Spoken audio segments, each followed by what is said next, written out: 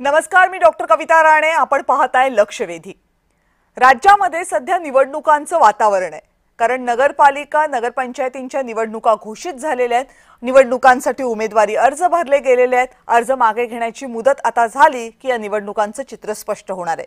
युत्या आघाड्यांची गणितं सुरू आहेत, एकमेकांचे उमेदवार घेतले जात आहेत, त्यावरून रुसवे फुगवे होत आहेत. असं सगळं वातावरण एकीकडे असताना 2 डिसेंबरला या निवडणुकांसाठीचं मतदान पार पडणार आहे. पण आता हे मतदान पार पडणार की नाही याच्यावर प्रश्नचिन्ह उपस्थित झाले. गेल्या अनेक वर्षांपासून रखडलेल्या निवडणुकांना अखेर मुहूर्त मिळाला होता. मग आता 2 डिसेंबरला जर या निवडणुकांचं मतदान होतंय तर प्रश्नचिन्ह का? प्रश्नचिन्ह आहे पुन्हा एकदा सुप्रीम कोर्टाचं. कारण या निवडणुकांमध्ये जे आरक्षण देण्यात आलेलं आहे त्या आरक्षणाला पुन्हा एकदा सुप्रीम कोर्टामध्ये आव्हान देण्यात आलेलं आहे. त्याच्या विरोधात याचिका दाखल करण्यात आलेली आहे. खरं तर इतक्या लांबपर्यंत या निवडणुका रखडल्या होत्या याचं एक प्रमुख आणि महत्त्वाचं कारण होतं ओबीसी आरक्षणाची मर्यादा. ओबीसी आरक्षणाला 27% आरक्षण दिल्यामुळे अनेक नगरपालिकांमध्ये अनेक जिल्हा परिषदांमध्ये मूळ आरक्षण मर्यादा जी 50% असायला हवी त्याच्या पलीकडे जाते आणि म्हणून ओबीसी आरक्षणाच्या बाबतीत विचार करायला किंवा या बाबतीमध्ये प्रश्नचिन्ह उपस्थित करणारी याचिका दाखल करण्यात आली होती. साधारण 2021 मध्ये ही याचिका दाखल करण्यात आली होती. 16 महिने याच्यावर सुनावणी झाली. 2022 ला या संदर्भातला निकाल आला. बाठिया आयोग स्थापन केला होता सरकारनं. त्या अगोदर त्या आयोगानं शिफारसी दिल्या होत्या आणि त्यानंतर या निवडणुकांचा मार्ग मोकळा होत होता. मात्र पुन्हा एकदा या निवडणुका होत असताना आता 2025 मध्ये आव्हान देण्यात आलेलं आहे. ओबीसी आरक्षण जे राज्य सरकारनं दिलेलं आहे, निवडणूक आयोगानं दिलेलं आहे या निवडणुकांसाठी, त्या आरक्षणामुळे मूळ आरक्षणाची 50% मर्यादा ओलांडली जाते. अनेक ठिकाणी आरक्षणाची 50% मर्यादा ओलांडून ती 100%, 70%, 60% इतकी होतीये आणि त्यामुळे या निवडणुका होऊ देऊ नयेत असा अपील करण्यात आलेला आहे आणि सर्वोच्च न्यायालयानं सुद्धा या संदर्भातली माहिती मागवली. खरं तर आज या संदर्भातली सुनावणी होणार होती, मात्र ती सुनावणी आता मंगळवारी होणार आहे. त्यामुळे मंगळवारच्या सुनावणीमध्ये काय निर्णय येतो यावर 2 डिसेंबरचं मतदान होणार की नाही हे प्रश्नचिन्ह आहे. पण हे सगळं नेमकं का झालेलं आहे? जर सुप्रीम कोर्टाचा निकाल आला होता तर मग पुन्हा एकदा आरक्षणाच्या बाबतीत याचिका का? जर सुप्रीम कोर्टानं सांगितलं होतं की 50%च्या वर आरक्षण देता येत नाही, मग आरक्षणाची निश्चिती करताना 50%च्या वर कसं दिलं गेलं? या संदर्भातले अनेक प्रश्न सगळ्यांच्या मनामध्ये आहेत. याच प्रश्नांवर बोलायचे, पण त्या अगोदर हे संपूर्ण मुद्दा समजून घेणारा हा रिपोर्ट बघूयात.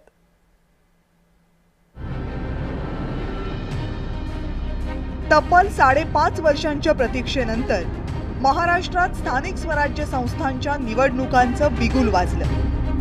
नगरपालिका आणि नगरपंचायतीच्या निवडणुकांची घोषणा झाली. पण 2 नोव्हेंबरला होणाऱ्या या निवडणुकांवर आता प्रश्नचिन्ह उपस्थित झाले. कारण ओबीसी आरक्षणाच्या मुद्द्यावरून सुप्रीम कोर्टानं महाराष्ट्र सरकारवर जोरदार ताशेरे ओढलेत. स्थानिक स्वराज्य संस्थांमध्ये सरकारनं 27% ओबीसी आरक्षण लागू केलं. त्यामुळे अनेक ठिकाणी आरक्षण 50%च्या वर गेले. यावर सुप्रीम कोर्टानं नाराजी व्यक्त केली. तसंच निवडणुका स्थगित करण्याचा इशारा दिलाय. या संदर्भात कोर्टानं म्हटलंय की 2022च्या बाठिया आयोग अहवाला अगोदर जी परिस्थिती होती त्यानुसारच तुम्हाला निवडणुका घ्याव्या लागतील. आरक्षण 50%च्या पार जाऊच कसं शकतं? आयोगाचा अहवाल आणि त्यानुसार सरकारनं सुधारित फॉर्म्युला लागू करण्याचा केलेला प्रयत्न हे दोनही आता न्यायप्रविष्ट आहे. घटनापीठानं घालून दिलेली 50%ची मर्यादा ओलांडणं शक्य नाही. उमेदवारी अर्ज भरायला सुरुवात झाली आहे, त्यामुळं कोर्टानं यामध्ये पडू नये अशी जर तुमची अपील असेल तर आम्हाला निवडणुका स्थगित कराव्या लागतील. सुप्रीम कोर्टाला असलेल्या अधिकारांची परीक्षा घेऊ नका. कोर्टाच्या या आदेशामुळं सरकार आणि राज्य निवडणूक आयोग चांगलेच कोंडीत सापडले. एकीकडे या निवडणुकांचं मतदान 1.5 आठवड्यांवर येऊन ठेपले आणि दुसरीकडे कोर्टात बुधवारची सुनावणी टळली आहे, जी आता मंगळवारी म्हणजे 25 नोव्हेंबरला होणार आहे. कारण 27% ओबीसीना आरक्षण द्यावं ही सर्वसाधारण भूमिका आहे. यामध्ये निवडणूक आयोगाने तशी कारवाई केलेली आहे. पण आता सुप्रीम कोर्टात केस गेली आहे तर मला वाटतं त्या निकालाची वाट बघावी लागेल. राज्यात स्थानिक स्वराज्य संस्थांमध्ये कोणत्या जिल्ह्यात किती टक्के आरक्षण लागू झाले यावरही नजर टाकूयात. नंदुरबार 100%, पालघर 93%, गडचिरोली 78%, नाशिक 71%, धुळे 73%, अमरावती 66%, चंद्रपूर 63%, यवतमाळ 59%, अकोला 58%, नागपूर 57%, ठाणे 57%, गोंदिया 57%, वाशिम 56% आणि नांदेड 56%. सरकारनं ही समस्या म्हणजे संधी मानावी आणि आरक्षणाची मर्यादा वाढवून घ्यावी अशी प्रतिक्रिया ओबीसीचे नेते हरिभाऊ राठोड यांनी दिली आहे. मुख्यमंत्री हे नेहमीच ओबीसीच्या बाजूने उभे राहतात असं म्हणतात. त्यांनी आता अशी विनंती करावी सर्वोच्च न्यायालयाला की 7 न्यायाधीशाचा घटनापीठ स्थापन करा आणि 50%ची मर्यादा तुम्ही वाढवून घ्या. खरं म्हणजे जर खरोखरच भारतीय जनता पार्टी म्हणते की डीएनए आमचा ओबीसी आहे तर ही नामी संधी आहे. त्यांनी सर्वोच्च न्यायालयात जाऊन हे प्रकरण तडीस लावायला पाहिजे आणि ओबीसीला न्याय मिळेल. त्यांचं 27%चं आरक्षण कमी होणार नाही. सुप्रीम कोर्टाचा अंतिम निर्णय काही दिवसांमध्ये येईलच, पण ओबीसी आरक्षण लागू करण्याची शिफारस आणि कोर्टाचे निर्देश यातून मार्ग काढताना राज्य सरकारची मात्र चांगलीच दमछाक होणार हे नक्की. ब्युरो रिपोर्ट, जय महाराष्ट्र. तर असा हा सगळा मुद्दा आहे आणि याच मुद्द्यामुळे अनेक प्रश्न उपस्थित झाले. त्यातला सगळ्यात प्रमुख मुद्दा आणि मोठा प्रश्न हा आहे की 2 डिसेंबरला जे मतदान होणं अपेक्षित आहे स्थानिक स्वराज्य संस्थांसाठी ते आता होणार की नाही. कारण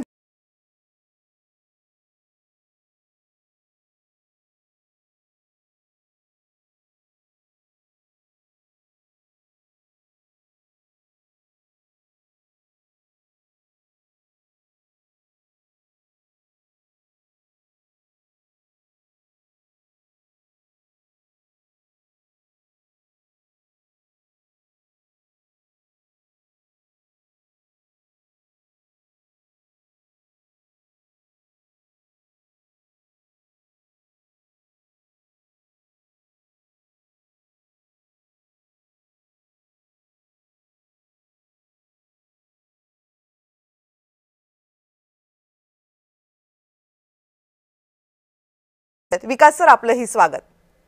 नमस्कार.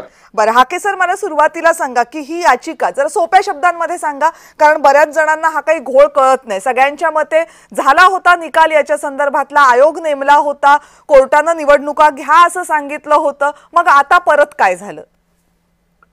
हे बघा, न्यायमूर्ती कृष्णमूर्तींनी जी 50%च्या पुढे आरक्षणाची मर्यादा जाऊ नये असं एक जजमेंट होतं आणि त्या जजमेंटमुळे गेली 5-6 वर्ष निवडणुका होत नव्हत्या.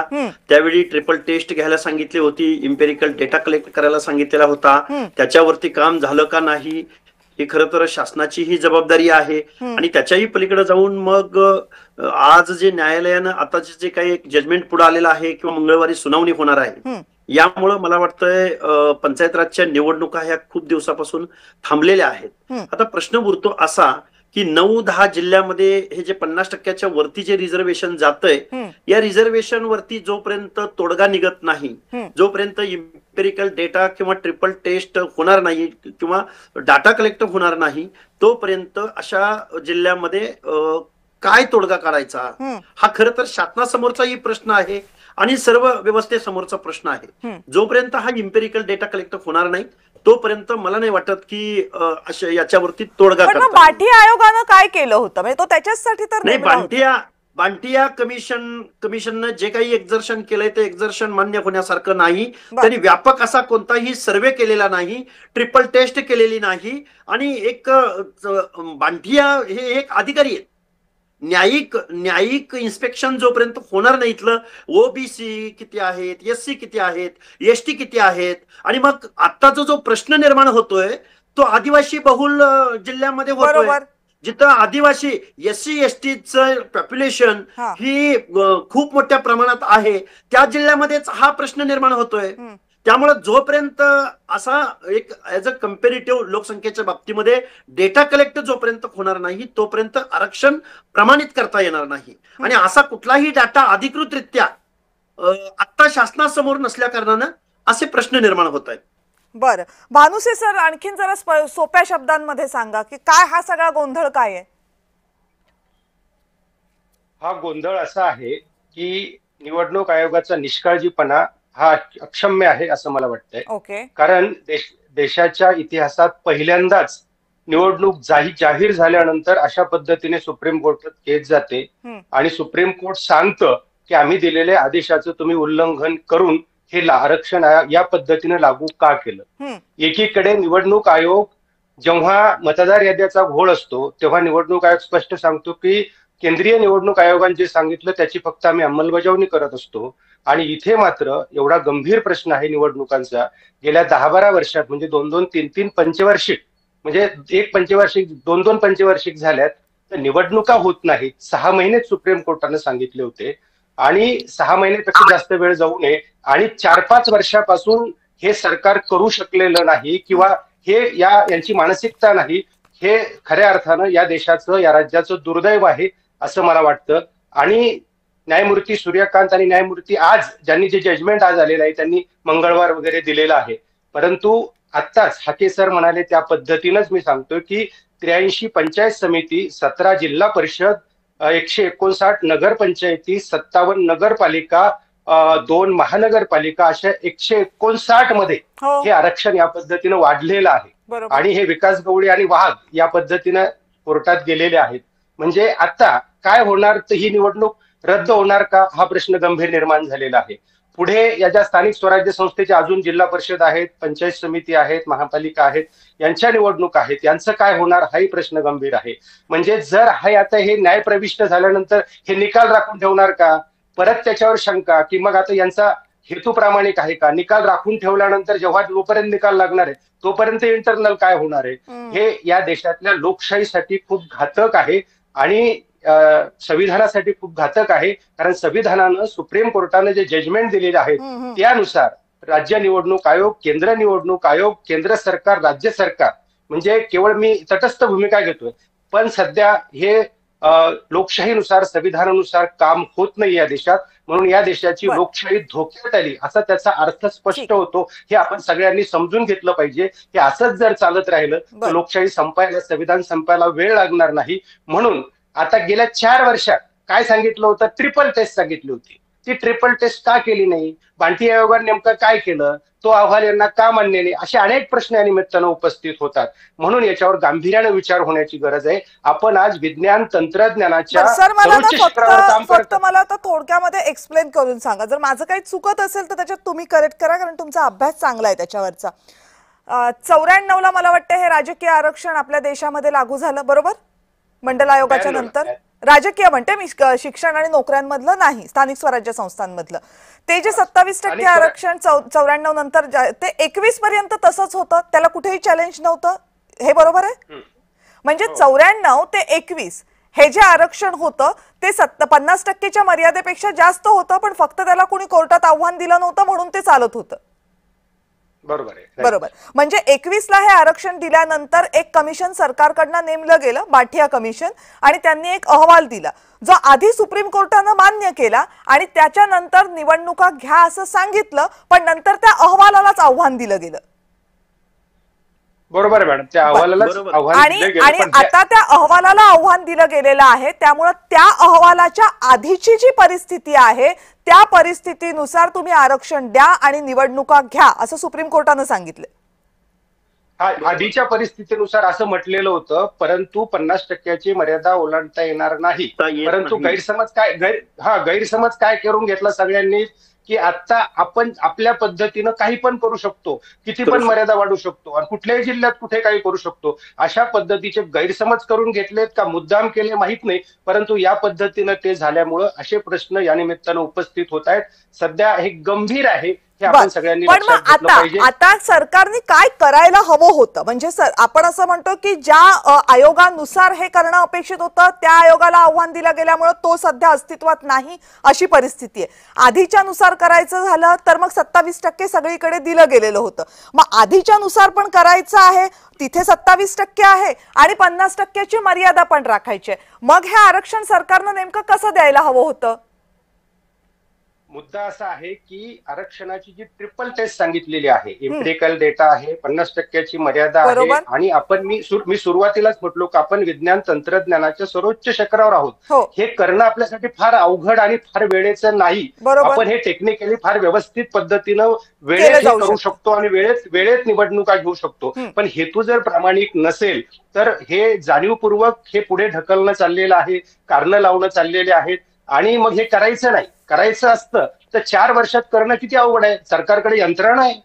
आपण जसं सगळ्यांना जर आपण विज्ञान तंत्रज्ञानाच्या युगात आपण ज्या पद्धतीनं डेटा आपण कलेक्ट करतो आणि त्यानंतर त्याचं वर्गीकरण करतो आणि त्या पद्धतीनं जर हे सगळ्या गोष्टी केल्या गेल्या तर होणं अवघड नाही. परंतु म्हणजे काय शिवानंद सर, म्हणजे असं की बाठिया आयोग कोर्टामध्ये त्याला आव्हान दिलं गेलेलं असताना दुसरा एक आयोग आणखीन सरकारनं स्थापन करायचा आणि त्याच्याकडनं डेटा मिळवायचा, असं करायला हवं होतं. सध्या जातनिहाय जनगणना सुरू आहे आणि केंद्र सरकार ही जातनिहाय जनगणना करतं, पण राज्य सरकारनं सुद्धा करणं अपेक्षित होतं. कारण जोपर्यंत इथं जातनिहाय जनगणना होणार नाही तोपर्यंत आरक्षणाचे प्रश्न 100% हे निकाली निघणार नाहीत. हे सूर्यप्रकाश इतकं सत्य आहे. परंतु जातनिहाय जनगणना करणं, आता ज्या पद्धतीने ही SC ST ची जातनिहाय जनगणना केली जाते त्या पद्धतीने ओबीसी आणि इतरांची सुद्धा जातनिहाय जनगणना केली पाहिजे. दूध का दूध पाणी का पाणी त्या निमित्तानं होईल. म्हणजे इम्पेरिकल डेटा त्या निमित्तानं आपल्याला एकत्रित करता येईल आणि त्या पद्धतीनं आपल्याला हे टेक्निकली सगळे प्रॉब्लेम सॉल्व्ह करून निवडणुका घेता येतील. येणं शक्य आहे, फक्त इच्छाशक्ती पाहिजे. कारण काय झालंय, आज या सगळ्यात जास्त स्वायत्त संस्था आहेत या सरकारच्या तलावर नसतात. मग निवडणूक आयोग असू द्या, सुप्रीम कोर्ट असू द्या, CBI असू द्या, UGC असू द्या, हे सगळे. आणि मग ते सांगतील त्या पद्धतीनं होत असल्यामुळे इथे अशी पारदर्शकता येत नाही, स्पष्टता येत नाही. त्यामुळे फोड सातत्यानं होत राहणार आहे असं मला वाटतं. बर, अभ्यासक आहात तुम्ही, त्यामुळे डेटावर स्ट्रेस असणं खूप स्वाभाविक आहे आणि बरोबर आहे. जोपर्यंत डेटा येत नाही तोपर्यंत इम्पेरिकल डेटा काय आणि बाकीचे डेटा काय याची सांगड घालताच येणार नाही अशी परिस्थिती आहे. त्यामुळे डेटा असला पाहिजे की कुठल्या समाजाची किती लोकसंख्या आहे, त्यानंतरच हे निर्णय तंतोतंत घेतले जाऊ शकतात. टेक्निकली ते बरोबर येतील असे घेतले जाऊ शकतात. गणेशजी, आता प्रश्न असा आहे की निवडणुका स्थगित होणार की होतील हे न्यायालयाच्या निर्णयावर संपूर्णपणे अवलंबून आहे. पण सरकारची किंवा निवडणूक आयोगाची नेमकी अशी काय अडचण होती की 50%ची मर्यादा आपल्याला या निवडणुका लागू करताना सांभाळता आली नाही? बघा, असं आहे की आता इथे अभ्यासक बसलेले आहेत आणि वेळोवेळी यांच्या भूमिका आपण ऐकत असतो. यामध्ये कुठेही कोणावरती अन्याय करू नये, करावा असं काही कोणाचं मत नाहीये. परंतु या महाराष्ट्रामध्ये प्रत्येक जिल्ह्याची भौगोलिक आणि सामाजिक स्थिती वेगवेगळी आहे. बरोबर.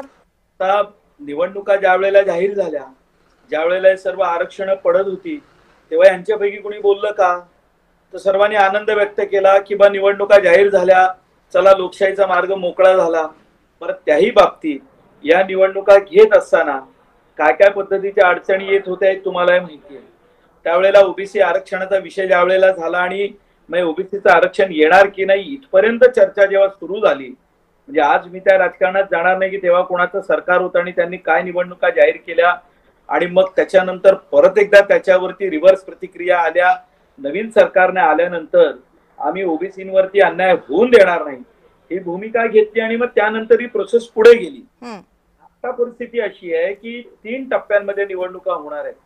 पहिल्या नगर परिषदा किंवा नगरच्या खालच्या स्तराच्या निवडणुका आहेत आणि त्या झाल्यानंतर आता जिल्हा परिषदा दुसऱ्या टप्प्या आणि मग तिसऱ्या टप्प्यामध्ये महानगरपालिकेच्या निवडणुका होणार आहेत.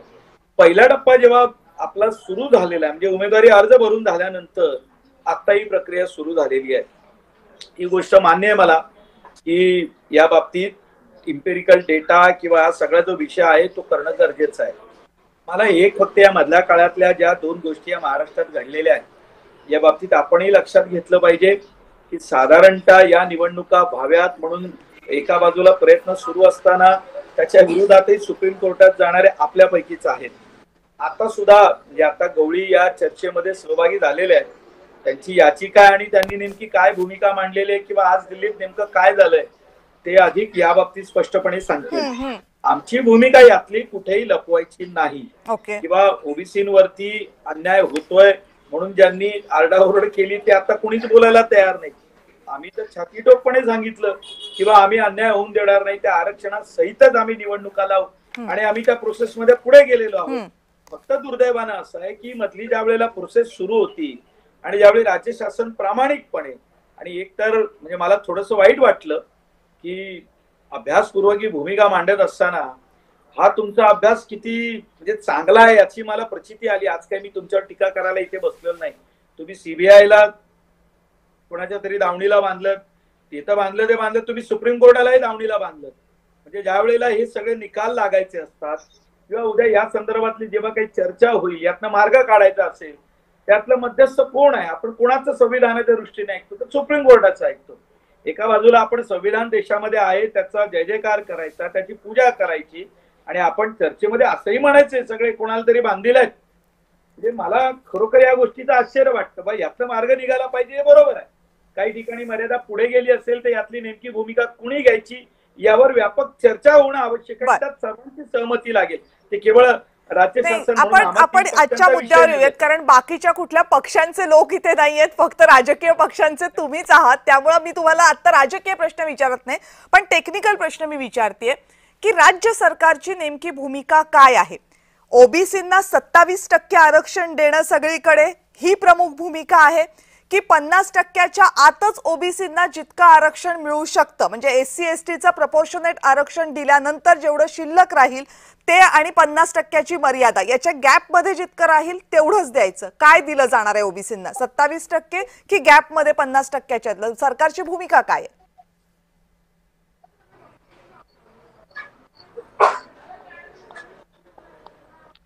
गणेशजी, तुमच्यासाठी आहे हा प्रश्न, राज्य सरकारची भूमिका. थांबवता का? आपण मी कोणावर टीकाच करत नव्हतो, मी कुठल्या राजकीय पक्षाचं नाव सुद्धा घेतलेलं नाही.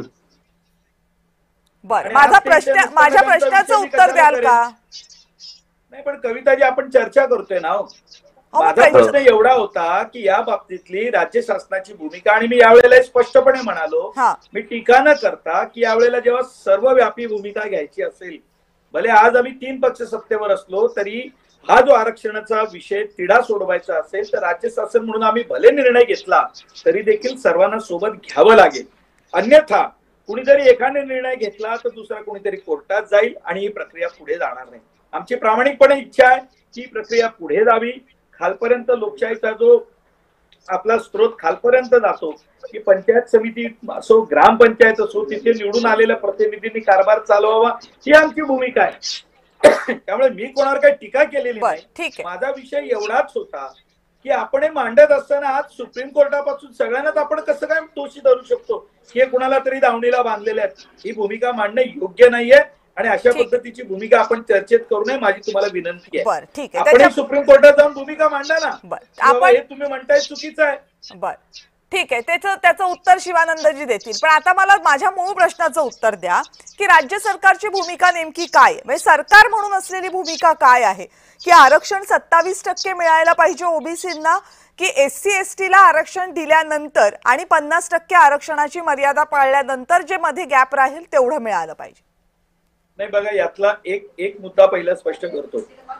घटनेनं जे ओबीसींना आरक्षण दिलेलं आहे ते तर प्राप्त स्वरूपात ते त्यांना दिलंच पाहिजे, त्यात कुठली तडजोड आपण करणार नाही. आणि मुळात आमचा ती भूमिका आहे की ओबीसींवर अन्याय होता कामा नये. परंतु आता जो तुम्ही प्रश्न मला म्हणालात, हा जो गॅपचा जो विषय, मी तीच भूमिका मांडली की या बाबतीत सुप्रीम कोर्ट ज्या वेळेला भूमिका मांडेल आणि ज्यावेळी राज्य शासन म्हणून आपल्याला भूमिका सुप्रीम कोर्टासमोर मांडावी लागेल, कारण शेवटी सुप्रीम कोर्ट तुमची काय भूमिका प्रश्न विचारणारच आहे. त्याच वेळेला मी म्हणालो की या बाबतीत एक सर्वव्यापक भूमिका सर्वांना मिळून मांडावी लागणार आहे. या गॅपचा विषय हा केवळ सत्तेवर असलेल्या पक्षाचा नाही आहे, तर महाराष्ट्र शासन म्हणून आणि सगळ्यांना मान्य होईल अशी भूमिका मांडावी लागेल, अन्यथा यातनं मार्ग निघणार नाही. बरं, ठीक आहे. विकास वैद्य सर, आता याच्यात ना खरंच मार्ग काही निघताना दिसणार आहे का?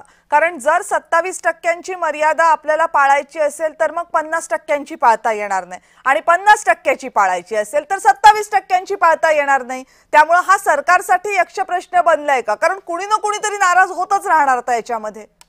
हा येते लक्ष्मणजी तुमच्याकडे येते. नाही, यात काय, यात एक विचित्र त्रांगडं सगळं निर्माण झालेलं आहे. म्हणजे इलेक्शन जाहीर झाल्यानंतर, म्हणजे आता जे मान्यवरांनी भूमिका मांडली की मुळात इलेक्शनच्या काळामध्ये जे झालं हे म्हणजे ऐन इलेक्शन सुरू असताना ज्या पद्धतीने अचानक याचिका आली आणि मग त्याच्यानंतर कोर्टाने हा निर्णय दिला. आता एक मुद्दा याच्यामध्ये अजून एक मला सांगावा असं वाटतो की जसं आपण जिल्हा परिषदेचं सांगितलं त्याच पद्धतीचं साधारणपणे नागपूर महापालिकेची जी आरक्षण सोडत त्या दिवशी निघाली 11 नोव्हेंबरला, त्याच्यामध्ये त्यांचं पण आरक्षण जे आहे ते 50% वर जात आहे. बरोबर. आणि आता आज राष्ट्रीय ओबीसी महासंघाचे अध्यक्ष जे आहे बबनराव तायवाडे, त्यांनी अशी मागणी केलेली आहे की आम्हाला मुळात 27% आरक्षण मिळालेलंच नाहीये. त्यांचं म्हणणं असं आहे की एससी एसटी यांना ज्या पद्धतीने समजा त्यांनी एक कॅल्क्युलेशन समजावून सांगितलं की 1.54 समजा असेल तर एससी एसटी साठी ते 2 होतं, 2 करता येतं, पण ओबीसी साठी ते एकच राहतं.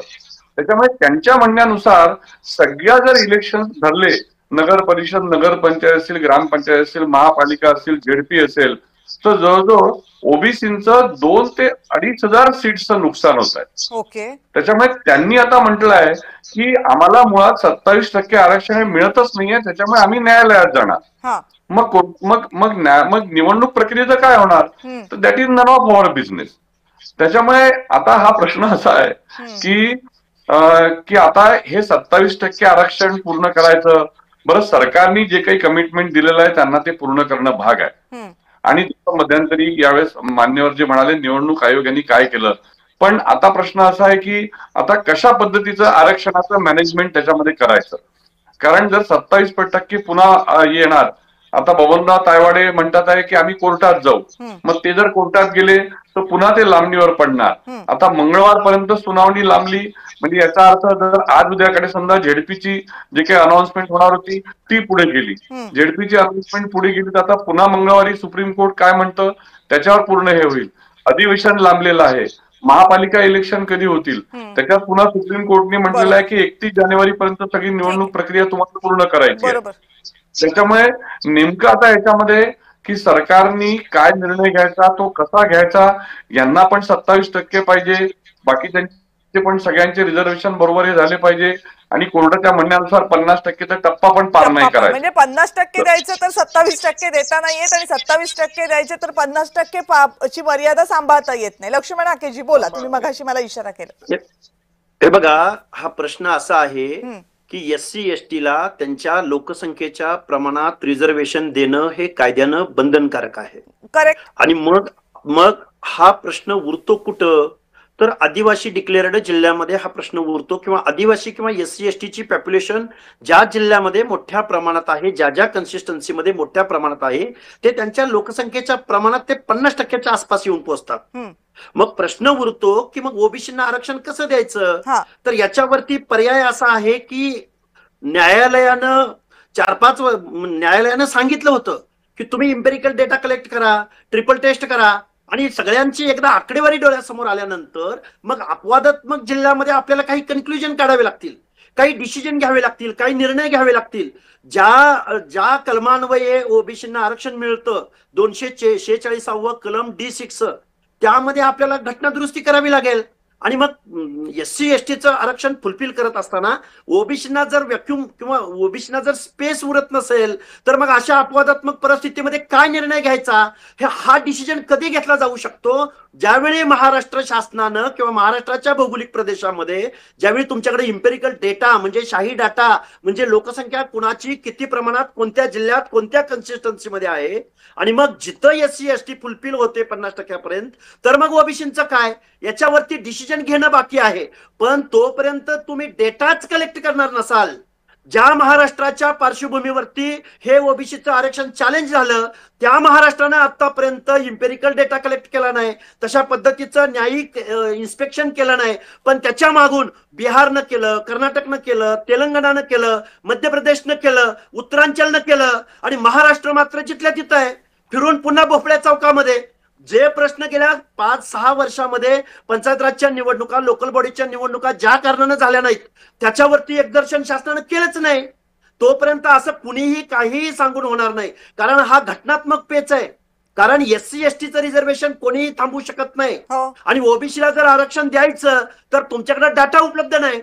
अशा अपवादात्मक जिल्ह्यामध्ये, अपवादात्मक महानगरपालिकांमध्ये, अपवादात्मक काही जिथं जिथं ओव्हरलॅप होत आहे तिथं तिथं तुम्हाला जोपर्यंत तुमच्या टेबलवरती डेटाच उपलब्ध, सामग्रीच उपलब्ध नाही, तर तुम्ही कसा निर्णय घेणार?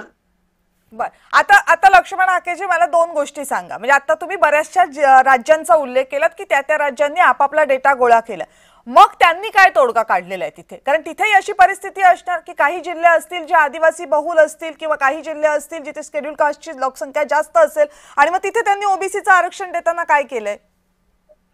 हे बघा, ज्या ज्या जिल्ह्यामध्ये इम्पेरिकल डेटा कलेक्ट झाला, empirical data collect, information collect करून नुसती चालणार नाही, त्याच्यावरती तुम्हाला डिसिजन घ्यावा लागेल.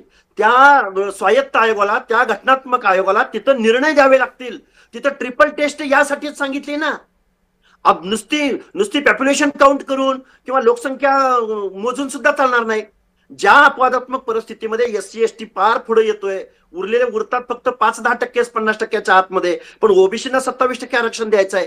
अशा परिस्थितीमध्ये ते त्यावेळी त्या कन्सिस्टन्सीमध्ये तो आयोग तिथं निर्देश देणार आहे ना. पण आपल्या इथं हे एक्झर्शन होताना दिसून येत नाही. मग बाठी आयोगानं काय केलं? कारण तो तर मान्य केला होता ना सुप्रीम कोर्टानं. बांटिया हे स्वायत्त आयोग नव्हता, डेडिकेटेड आयोग नव्हता, त्याला न्यायिक दर्जा नव्हता. त्यांनी ट्रिपल टेस्ट केली नाही. त्यांनी न्यायालयाला जो आवश्यक असणारं जे एक्झर्शन आहे ते केलेलं नाही बांटिया कमिशननं. कुणी सांगितलं बांटिया कमिशननं सर्वे केला म्हणून? तो चॅलेंज आहे. मग आता मला अगदी सोप्या शब्दांमध्ये सांगा की मधली जी 2022 पासून ते 2025 पर्यंतची जी वेळ होती त्याच्यात सरकारनं काय काय करणं तुम्हाला अपेक्षित होतं? हे बघा, मी एक राज्य मागासवर्ग आयोगाचा एक्स मेंबर आहे. जो इम्पेरिकल डेटा इतर राज्यांनी कलेक्ट केला तो फुले शाहू आंबेडकरांच्या महाराष्ट्रामधल्या इथल्या कुठल्याही सरकारनं, मी कुठल्याही सरकारला नावं ठेवत नाही, जेव्हा निर्णय आलाय तेव्हापासून कुठल्याही सरकारनं महाराष्ट्राचा इम्पेरिकल डेटा, महाराष्ट्राची ट्रिपल टेस्ट कुठल्या कुठल्या कन्सिस्टन्सीमध्ये, कुठल्या कुठल्या महानगरपालिकांमध्ये, कुठल्या कुठल्या जिल्हा परिषदांमध्ये, कुठल्या कुठल्या जिल्ह्यांमध्ये अशा पद्धतीचं ओव्हरलॅपिंग होतंय, किंवा SC STचं आरक्षण फुलफिल करायचं तर मग ओबीसीला मिळत नाही, किंवा दोघांनाही द्यायचं तर त्याची मर्यादा नंदुरबारमध्ये 100% गेलं. मग ही जी परिस्थिती उद्भवते ना, त्याच्यावरती जोपर्यंत इम्पेरिकल डेटा कलेक्ट होणार नाही, जोपर्यंत त्यावरती तज्ज्ञ मंडळींचं डिसिजन येणार नाही, जोपर्यंत त्याचा लिगल ऍस्पेक्ट तुम्ही तपासणार नाही, कारण SC STचं आरक्षण तुम्ही थांबवूच शकत नाही, कारण ते शेड्युल्ड आहेत. ओबीसीचं आरक्षण हे 52% पॉप्युलेशन काउंट करून त्यांना 27% आरक्षण दिलंय. SC STला कुठलाही हात आपल्याला लावता येत नाही. मग अशा परिस्थितीमध्ये काय निर्णय घ्यायचा? तो डेडिकेटेड आयोग त्या ठिकाणी त्या कन्सिस्टन्सीमध्ये डिसिजन घेईल, किंवा तसे काहीतरी कन्क्लुजन काढता येईल की जे इतर राज्यामध्ये काढलं गेलंय.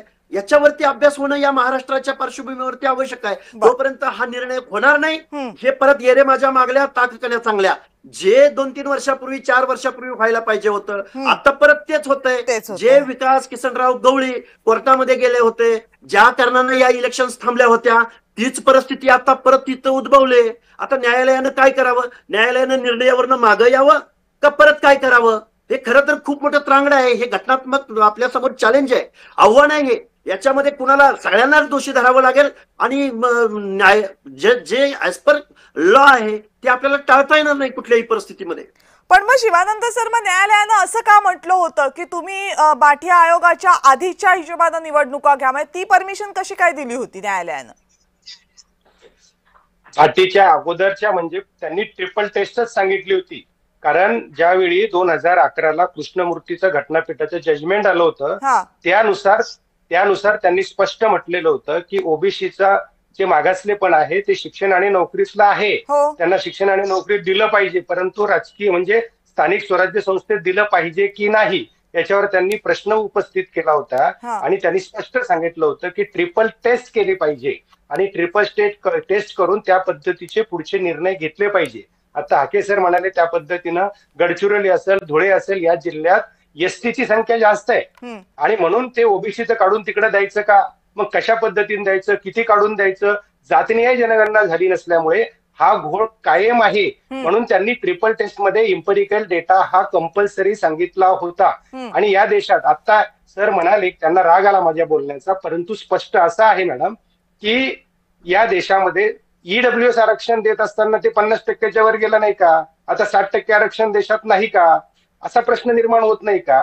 या पद्धतीनं बबनराव तायवडे म्हणाले त्या पद्धतीनं सरकार आणि सुप्रीम कोर्ट अशा पद्धतीचे निर्णय, इम्पेरिकल डेटा असेल, ट्रिपल टेस्ट झालेली असेल आणि त्यानुसार निर्णय घेता येऊ शकतात. एक्स्ट्राऑर्डिनरी सर्कमस्टन्सेस आहेत, एक्स्ट्राऑर्डिनरी सिच्युएशन जर निर्माण होत असेल तर अशा पद्धतीचे निर्णय घेतले जाऊ शकतात. परंतु त्या पद्धतीनं होणं अपेक्षित आहे. 2020 साली, म्हणजे आता 5 वर्ष झाले, 5 वर्षापूर्वीपासून हा प्रश्न 5 वर्ष हा पेंडिंग पडलेला आहे. म्हणजे मधल्या काळात महाविकास आघाडीचं सरकार होतं, आता महायुतीचं सरकार आहे, परंतु हे प्रश्न मिटत नाहीत. आणि याच मधल्या काळामध्ये तुम्ही बघितलं असेल की एका दिवसात राष्ट्रपती राजवट लागू म्हणजे उठते आणि सरकार पण बनतं. म्हणजे या पद्धतीचे निर्णय कोर्ट पण घेतं. म्हणजे हे हास्यास्पद आहे ना, आपल्याला कोणाला नाव ठेवायची गरज नाही, परंतु सरळ सरळ दिसते की हास्यास्पद या देशात काही गोष्टी कशा पद्धतीनं होतात आणि काही गोष्टी होण्यासाठी कशा गोष्टी लागतात. म्हणजे एकीकडे ज्यावेळेस मतदार यादीचा प्रश्न येतो त्यावेळेस निवडणूक आयोग वेगळे उत्तरं देतो आणि ज्यावेळी असं आरक्षण लगेच या पद्धतीने लागू करून निवडणुका पण डिक्लेअर करून टाकतो. म्हणजे यांना माहित नाही का निवडणूक आयोगाला की अशा पद्धतीचे प्रॉब्लेम क्रिएट होऊ शकतात, कोणीतरी याच्यावर ऑब्जेक्शन घेऊ शकतं आणि या पद्धतीनं स्थानिक स्वराज्याच्या संस्थेच्या निवडणुका ज्या पद्धतीने 10 वर्ष म्हणजे 2 पंचवार्षिक पासून होत नाहीत, अजून त्याच्यात प्रॉब्लेम येऊ शकतो हे माहित आहे. परंतु हे ठरवून चाललेलं आहे, हे करायचं नाही, हा घोळ सातत्यानं निर्माण करायचा आणि या पद्धतीचं वातावरण या देशात या राज्यात तयार करायचं असं इथे चालू आहे. हे होणं शक्य आहे, होऊ शकतं, परंतु इच्छाशक्ती नाही असा त्याचा अर्थ आहे. बरं गणेश, आता याच्यातले जे आरोप आहेत त्याची उत्तरं तुम्ही द्यालच, पण आता प्रश्न मुळात असा आहे की जेव्हा कोर्टानं हे स्पष्ट केलेलं होतं की 50%च्या वर तुम्हाला आरक्षण देता येणार नाही, जेव्हा कोर्टानं हे स्पष्ट केलेलं होतं की SC STचं जे घटनात्मक आरक्षण आहे त्याला हात लावता येत नाही, त्यावेळेस ओबीसींची लोकसंख्या निश्चित करणं आणि त्या लोकसंख्येच्या अनुषंगानं त्यांना किती आरक्षण देता येईल याचा एक अहवाल तयार करणं हे सरकारकडनं अपेक्षित होतं. ते का होत नाहीये? म्हणजे आता सगळीकडे सगळे येऊन थांबतंय कुठल्या मुद्द्यावर? तर आकडेवारीच नाहीये. जर आता आपल्याला कळलेलं आहे की ही आकडेवारी अत्यंत गरजेची आहे, तर मग त्या आकडेवारीसाठी सरकारकडनं पावलं का उचलली जात नाहीये? कारण हे काय फक्त राजकीय आरक्षणाच्या बाबतीत होत नाहीये, हेच नोकऱ्यांच्या आरक्षणाच्या बाबतीत सुद्धा होतंय आणि हे सरकारी शिक्षण संस्था आहेत त्यांच्यामधल्या प्रवेशाच्या बाबतीतही आता हे प्रश्न उपस्थित होत आहेत. यातलं मला जे वाटतं ते की वारंवार या बाबतीतली चर्चा उपस्थित होत असताना हे बोलणं सगळं सोपं आहे आणि हे आरक्षणाची चर्चा होत असताना ट्रिपल टेस्ट किंवा ही जी जनगणना या बाबतीतला जो विषय आहे ते करू नये असं या मताचे आम्ही देखील नाही आहोत. मला जे आता दिसतंय की साधारणतः यासाठी तुम्हाला एक वर्षभर तयारीच्या दृष्टीने आणि हे पूर्ण करण्याच्या दृष्टीने जो आवश्यक पिरियड लागतो तो या निवडणुकांच्या नंतरच तुमच्याकडे उपलब्ध होणार आहे. या मधल्या काळामध्ये साधारणतः 2 ते 3 वर्षात कुठली निवडणूक नाही, पूर्ण शासकीय यंत्रणा तुमच्या हातामध्ये असेल आणि हे अधिक करणं तुमच्या दृष्टीने सोयीचं होईल. यात काही टाळण्याचा विषय नाहीये, पण हे सगळं करण्यासाठी जी तयारी करावी लागते ती करण्यासाठी जो पिरियड लागतो, तर गेल्या वर्षीच साधारण आपण बघितलं असेल तर 2024 मध्ये निवडणुका घ्यायच्या याची तयारी ही साधारणतः 2023 पासनं ही साधारण मे महिन्यापासून सुरू झालेली होती. त्या झाल्या 6 महिन्यात आपण विधानसभेच्या निवडणुकीला सामोरे गेलो. विधानसभा नाही झाली तर यावर्षी आपण मे महिन्यापासून महाराष्ट्रामध्ये अतिवृष्टीने आपल्याला झोडपलं आणि आता काय स्थिती आहे हे आपण बघत आहोत आणि या मधल्या काळामध्ये पुन्हा एकदा निवडणुका लागल्या. त्यामुळे हे काही टाळण्याचा विषय नाही, पण हे जर करायचं असेल तर तुम्हाला सलग वर्ष ते 1.5 वर्षाचा एक काळ तुम्हाला हा कुठल्याही निवडणुका नाहीत, कुठलाही शासकीय विषय नाहीत, अशा विषयामध्ये जर असेल तरच हे आपल्याला करता येईल हे आपण लक्षात घेतलं पाहिजे. मला असं वाटतं यातला आयडियल पिरियड हा साधारणतः तुम्हाला मार्च नंतरच, जेव्हा ही सगळी निवडणूक संपेल, सर्व शासकीय यंत्रणा शासकीय कर्मचारी यात मोकळे होतील, त्यानंतर तुम्हाला यातली संधी मिळणार आहे असं आता प्राथमिक दृष्ट्या तरी माझ्यासारख्या कार्यकर्त्यालाही असं वाटतं. हे करणं म्हणणं सोपं आहे, पण हे सगळे ज्यावेळेला आपण यंत्रणा कामाला लावतो त्यावेळेला काय काय अडचणी येतात हे आपल्यापैकी प्रत्येकाला माहिती आहे. पण 2022 पासून हा प्रश्न म्हणजे अगदी टेक्निकली जरी बघायला गेलं, खरं तर आधी 2020 पासूनचा प्रश्न आहे, पण अगदी कोर्टाचा निर्णय आल्यानंतर आपण म्हणूया की 2022 पासून हा प्रश्न प्रलंबित आहे. 2025 मध्ये आपण निवडणुकांना जातोय, मग तोपर्यंत आपल्याला हा वेळ काढता आला नाही का की आपण हा डेटा गोळा करावा? कारण आपल्याला हे माहित होतं की 50%च्या वर जर आपण गेलो तर पुन्हा एकदा हे कोर्टामध्ये जाणार प्रकरण. याबद्दल आम्ही कधी नाही म्हटलं, म्हणून तुम्ही मगाशी एका वाक्यात म्हणालो की आज जरी तुम्ही काही निर्णय घ्यायचा म्हटला तरी आज सर्व व्यापक तुम्हाला सगळ्यांना बसून त्यातला निर्णय करावाच लागणार आहे. कारण आज जे सुप्रीम कोर्टानं जे आपलं स्पष्टीकरण देताना हे म्हणालेलं आहे की आम्हाला मर्यादा पुन्हा पुन्हा तुम्हाला आठवण करून द्यायला लावू नका. त्यावेळेला राज्याची भौगोलिक स्थिती आणि अशा विषयांच्या बाबतीत एक सर्वव्यापक भूमिका घेऊन राज्य शासनाला कोर्टामध्ये जावं लागेल. कारण आपण प्रत्येक वेळेला तामिळनाडूचं उदाहरण देतो, बिहारचं देतो, इतर राज्यांचं उदाहरण देतो, त्यांनाही जमलं ते आम्हाला शक्य नाही का? तो असा आहे की त्या राज्यांची जी परिस्थिती असते ती महाराष्ट्राला लागू होत नाही, हे जरा नीट लक्षात घ्या. कोण लक्ष्मणजी आपण बोला. हा बोला बोला. यस, हे बघा तुम्हाला एक सांगतो मॅडम, एका प्रश्नाकडे लक्ष वेधतो तुमचं. सुक्रे आयोग एससीबीसीचं आरक्षणा संदर्भात निर्णय घेत असताना या महाराष्ट्रामध्ये मराठा समाजाचा सोशो इकॉनॉमिकल सर्व्हे झाला ना, ओपनचा सर्व्हे झाला ना, प्रत्येक डोअर टू डोअर प्रत्येकाच्या दरवाजावर एससीबीसीचं लिहिलं गेला ना, तो हे महाराष्ट्र बॅकवर्ड कमिशनचा, महाराष्ट्र स्टेट बॅकवर्ड कमिशनचा. आम्ही त्यावेळी दहाई मोकलून ओरडून सांगत होतो की तुम्ही इम्पेरिकल सर्व लोकांचा इम्पेरिकल डेटा कलेक्ट करा, प्रत्येकाचं सोशो इकॉनॉमिकल स्टेटस चेक करा, पण शासनानं नाही केलं ते.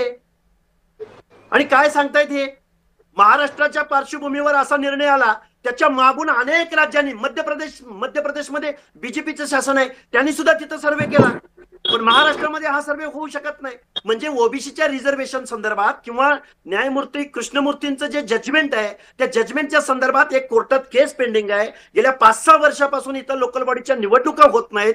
ही सगळी पार्श्वभूमी माहीत असताना या महाभिवक्ता काय अटॉर्नी जनरल असतात ते काही सल्ला देत नाहीत का महाराष्ट्र शासनाला? किंवा असा निर्णय ज्यावेळी येतो त्यावेळी ते काही बोलत नाहीत का? इतका सल्ला त्यांचा मानला जात नाही का? सल्ला घेतला जात नाही का? ओबीसीकडे यांचं बघण्याचा दृष्टिकोन वेगळा आहे.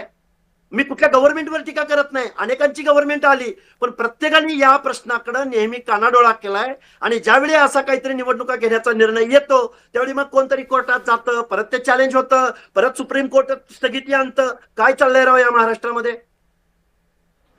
हा तर थेट सरकारच्या इंटेंटवर सवाल आहे गणेशजी. नाही, तो लक्ष्मण आकेंना तो अधिकार आहे, लक्ष्मण आकेंना तो अधिकार आहे बोलायचा. म्हणून मी तर मगाशी म्हणालो की जर या बाबतीतलं तुमच्या हाके साहेब तुमचा खूप सन्मान ठेवतो.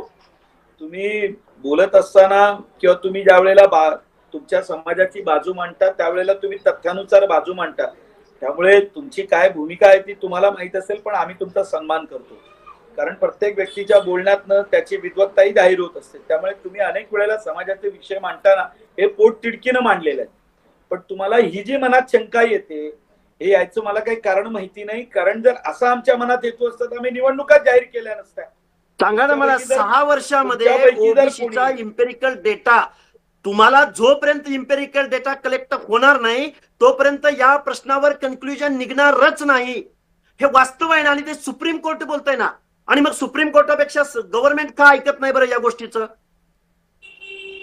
आता मला जितकं कळतं, मी एक प्रवक्ता म्हणून मी तुम्हाला सांगितलं की साधारणतः 2022-23 पासून जी काही डेव्हलपमेंट मॅडम, साधारणतः लोकसभेच्या निवडणुका ज्या वेळेला हाके साहेब आपण लागू करतो त्यावेळी तुमच्या माहितीसाठी 6 ते 8 महिने या देशामधली यंत्रणा कामाला लागलेली असते, हे नीट लक्षात घ्या. पण मग निवडणुका घ्यायच्या आहेत, निवडणुका तुम्हाला इम्पेरिकल डेटा कंपल्शन आहे. जोपर्यंत तुम्ही असा शाही डाटा गव्हर्नमेंटचा लोकनियुक्त सरकारकडे जोपर्यंत तुमच्या टेबलवर असा ऍज कम्पेरेटिव्ह डेटाच कलेक्ट असणार नाही तोपर्यंत तुम्हाला हा प्रश्न तुमच्या मानगुटीवर बसलेलाच आहे ना कायमचा. म्हणजे तुम्हाला कायमचं ते ऑपरेशन करायचंच नाहीये. फक्त मलमपट्टी करून जर तुम्ही पुढे जात असाल तर ते तशीच जखम बळबळती राहणार ना. अहो असं आहे साहेब, अश्वत्थाम्याची जखम बळबळत यासाठी राहिली की अश्वत्थाम्याने ते पाप केलं होतं. अहो आमच्या मनात काही अच्छा, म्हणजे ओबीसीने पाप केलं असं म्हणायचं का तुम्हाला? आम्ही काय बोलताय तुम्ही? हे लक्षात घ्या. जबाबदारीने बोलत जावा थोडं. तुम्हाला न्याय द्यायचा आहे हे लक्षात घ्या ना. मग न्याय द्यायचा आहे. मध्य प्रदेशमध्ये भाजपचं शासन आहे. मध्य प्रदेश सरकारनं महाराष्ट्राच्या मागून इम्पेरिकल डेटा कलेक्ट केला. आके साहेब, आपण कोर्टामध्ये नाही आहोत. मी तुमच्या बाजूने आहे.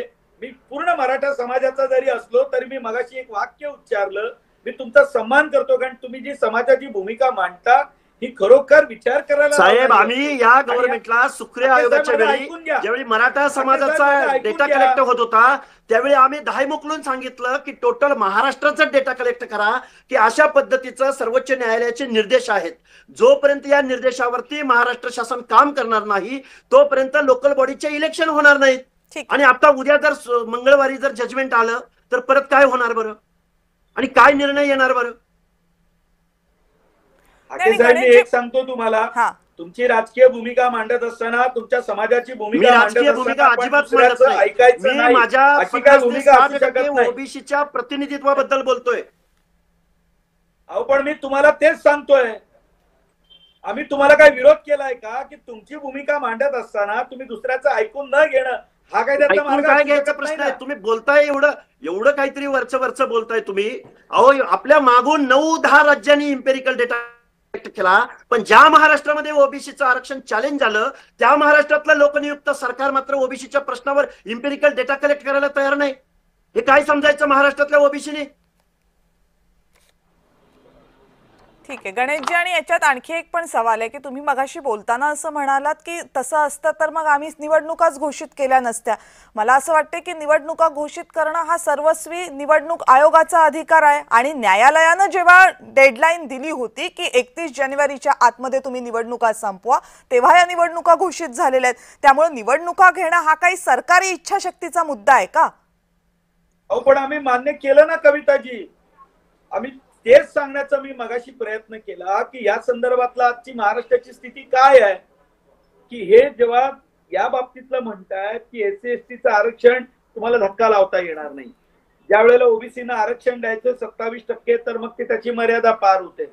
म्हणून मी चर्चा होत असताना महासारख्या ज्या कार्यकर्त्याला हे जे लक्षात येत आहे की आज जे महाराष्ट्रातलं वातावरण आहे, कुणी तिकडे जरांगे पाटलांनी आज एक विषय बोलला की ओबीसी समाजाच्या वतीनं दुसरा विषय उत्पन्न होतो, यांना मी मगाशी एक वाक्यात म्हणालो की या बाबतीत आपल्याला एक वाक्यता करून कुठेतरी हे सुप्रीम कोर्टासमोर कधी ना कधी सांगावं लागेल, कारण आपण सगळं वसुंधरा निर्णय केला नाही, कारण कुणी एकाचं म्हणणं मांडलं तर दुसरा कोर्टात झाला आणि यातनं पण गणेशजी मला वाटते गल्लत होतीये. आपण मराठा आरक्षण आणि ओबीसी आरक्षण आणि स्थानिक स्वराज्य संस्थांमधलं ओबीसी आरक्षण याच्यामध्ये गल्लत करतोय. स्थानिक स्वराज्य संस्थांमधल्या ओबीसी आरक्षणाला कुणाचा विरोध नाहीये. तिथे गडबड ही आहे की 50% मर्यादा कशी ओलांडायची नाही हे आहे, त्याच्यासाठी सरकारनं इम्पेरिकल डेटा गोळा केला पाहिजे. इथे काही दोन समाज एकमेकांसमोर उभे नाहीयेत की जिथे आपल्याला सर्वव्यापी सर्वांच्या संमतीनं निर्णय घ्यावा लागेल.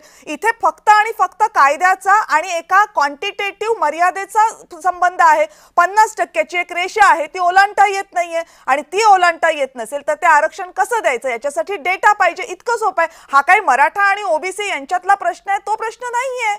मला एक कळत नाही कविताजी, हे न कळणे पण आम्ही दूध खुळे आहोत का हो? नाही मग प्रश्न असेल की कळते तर मग त्याचं उत्तर काय हेच तर विचारतोय ना. आणि तिथल्या पंचायतच्या निवडणुका घेतल्या, तुम्हाला महाराष्ट्रामध्ये हे काम होत नाही की या बाबतीमध्ये कुठेतरी सर्वव्यापी भूमिका सगळ्यांची चर्चा करून आपल्याला ठरवावी लागेल. आम्ही करायचं नाही असं एकदा तरी म्हणालोय का? नाही पण तुम्हाला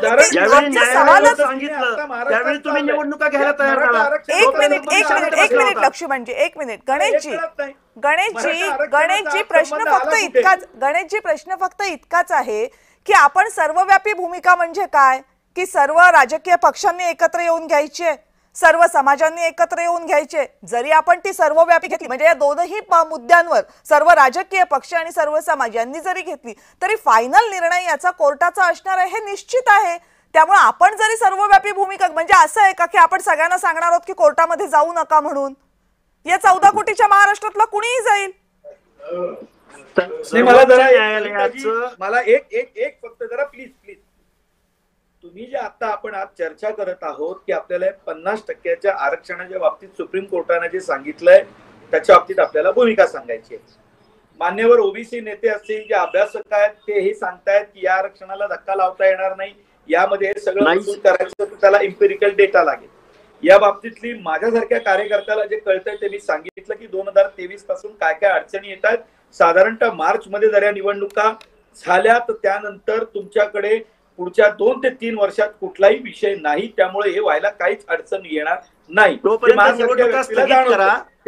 ओबीसीचं आरक्षण न होता निवडणुका घेऊ नका, न्यायालयाचा निर्णय येईल आणि त्यानंतर निवडणुका घ्या. नाहीतर तुम्ही गेली 5-6 वर्ष निवडणुका घेतलेल्याच नाहीयेत.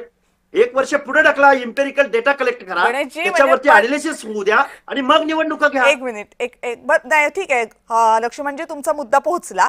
पण गणेशजी त्याच्यामध्ये आणखीन एक मुद्दा असा आहे की मान्य आहे की सरकारकडे बहुमत आहे, सगळी सरकार, केंद्रातलं सरकार, राज्यातलं सरकार सुस्थितीत आहे, पण म्हणून आपण हे मानून चालायचं की 3 वर्ष कुठल्याच निवडणुका नसणार आहेत म्हणून तो 3 वर्षाचा गॅप आम्ही बघू आणि मग आम्ही हा एम्पिरिकल डेटा गोळा करू, तर असं काही होत नसतं राजकारणामध्ये. म्हणजे ही जर तरच झालं. जर करायचं असेल तर ते या सगळ्याच्या निरपेक्ष आपल्याला करावं लागेल. हे झालं तर आम्ही करू, ते तशी परिस्थिती असेल तेव्हा आम्ही करू असं होणार नाहीये.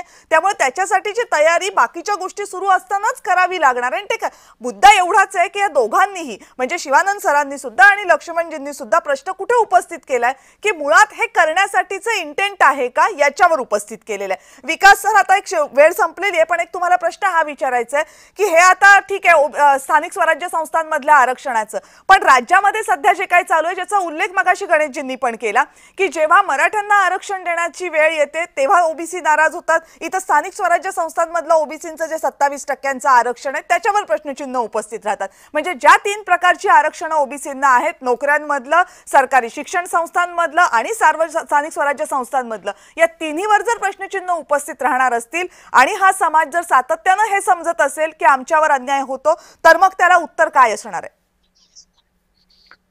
नाही, उत्तर हाच आहे शेवटी की दोन्ही प्रकारच्या संघटना किंवा दोन्ही समाजाचे नेते, म्हणजे आता याच्यातले मी तुम्हाला आणखीन एक गंमत सांगतो की या निवडणुकीच्या माध्यमांनी म्हणजे मला वाटतं याकडे बऱ्याच जणांचं लक्ष नाही, कारण तो काही विरोध काही फार मोठ्या प्रमाणात नाही आहे. पण काही खुल्या वर्गातल्या लोकांना देखील असं वाटतं की एवढं आरक्षण झाल्यानंतर त्यांच्यासाठी किती जागा उरतात आणि त्यांच्या जागांवर पुन्हा इतर समाजाच्या नेते हक्क सांगतात आणि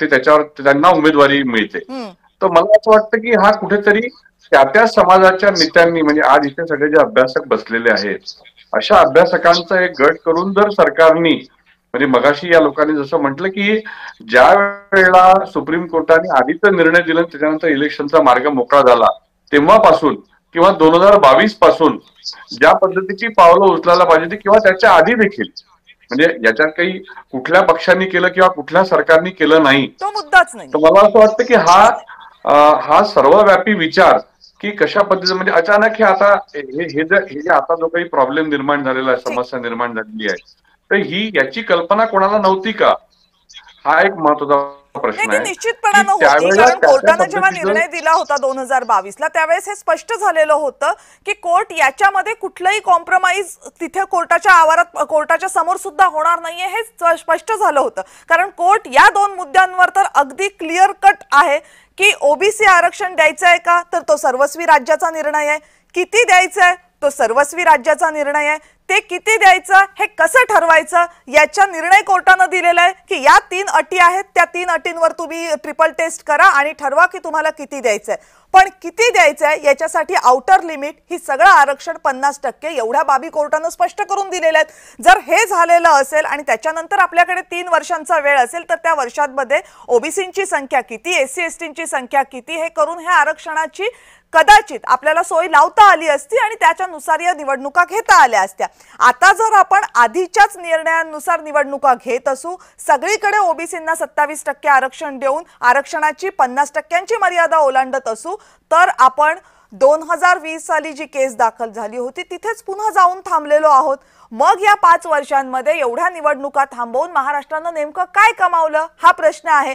कारण एवढं सगळं झाल्यानंतर जर आपण पहिल्याच मुद्द्यावर जाऊन थांबणार असू तर मग हा वेळही वाया गेलाय आणि त्या वेळेमध्ये जे व्हायला हवं होतं ते झालेलं नाहीये. यामध्ये सरकारच्या इंटेंटवर जरी प्रश्न उपस्थित केले जात असले तरी आता सरकारला सुद्धा आपल्याला जर ह्या सगळ्या एम्पिरिकल डेटा गोळा करायचा असेल तर तो कधी गोळा केला जाणार आहे, तो कधीपर्यंत येणार आहे याची उत्तरं द्यावी लागतील. नाहीतर पुन्हा एकदा तारीख पे तारीखचा सिलसिला सुरू राहील आणि जर कोर्टाने सरकारचं म्हणणं मान्य केलं नाही तर पुन्हा एकदा स्थानिक स्वराज्य संस्थांच्या निवडणुकांना ब्रेक लागू शकेल आणि महाराष्ट्रामधली देशामधली लोकशाही व्यवस्था लक्षात घेता ते सुदृढ लोकशाहीचं लक्षण नसेल हे आता सगळ्यांनी ध्यानात घ्यायला हवं. आपण सगळेजण या चर्चेमध्ये सहभागी झालात, आपापली मतं स्पष्टपणानं मांडलीत. विषय किचकट होता पण प्रेक्षकांना समजेल अशा सोप्या भाषेमध्ये आपण सांगण्याचा तो प्रयत्न केला, त्याबद्दल आपल्या सगळ्यांचे मनापासून आभार. आणि यानंतर लक्षवेधीमध्ये वेळ झाली इथेच थांबण्याची. पाहत रहा जय महाराष्ट्र.